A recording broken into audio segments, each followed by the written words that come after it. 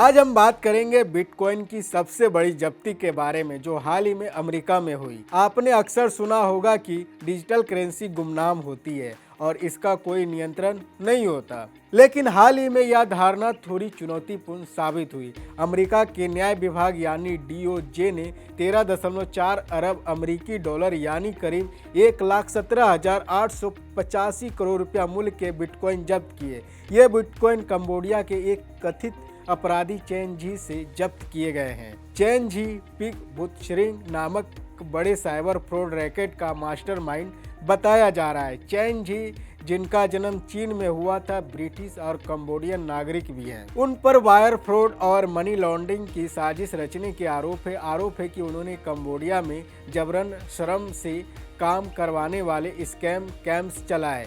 अमेरिकी अधिकारियों के मुताबिक उन्होंने चेन के कब्जे में 1,27,271 बिटकॉइन जब्त किए। यह अब तक की सबसे बड़ी बिटकॉइन एसेट जब्ती मानी जा रही है। अमेरिकी न्याय विभाग ने साफ नहीं किया उन्होंने बिटकॉइन तक जैसे पहुंच बनाई, लेकिन विशेषज्ञों के अनुसार यह संभवतः पुराने ट्रांजैक्शन रिकॉर्ड और इनसाइडर जानकारी के कारण हुआ।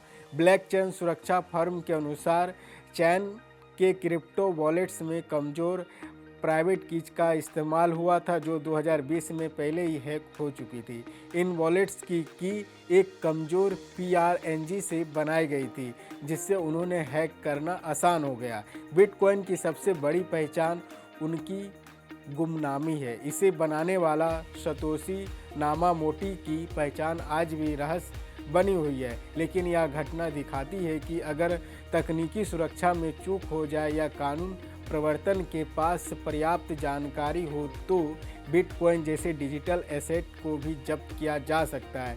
विशेषज्ञों का मानना है कि इस तरह की बड़ी क्रिप्टो जब्ती आमतौर पर तब होती है जब अपराधी पकड़े जाते हैं और उनके सिस्टम तक पहुंच बनाई जाती है। यह ब्लॉकचेन की कमजोरी नहीं, DOJ की कार्रवाई पूरी तरह कानूनी और तकनीकी रूप से सही मानी जा रही है।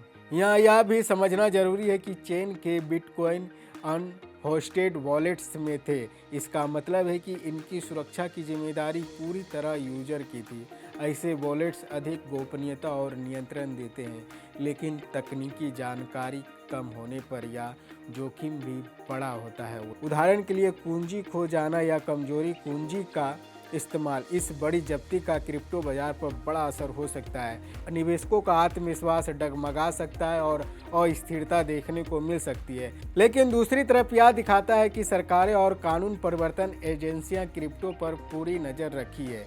इस घटना से यह साफ हो गया कि क्रिप्टो गुमनाम जरूर है, लेकिन पूरी तरह सुरक्षित नहीं। तकनीकी सुरक्षा और कानून प्रक्रिया दोनों का ध्यान रखना बेहद ज़रूरी है। अगर आप क्रिप्टो में निवेश करने या सोच रहे हैं तो हमेशा सुरक्षित और भरोसेमंद वॉलेट का इस्तेमाल करें और अपनी प्राइवेट कीज को सुरक्षित रखें।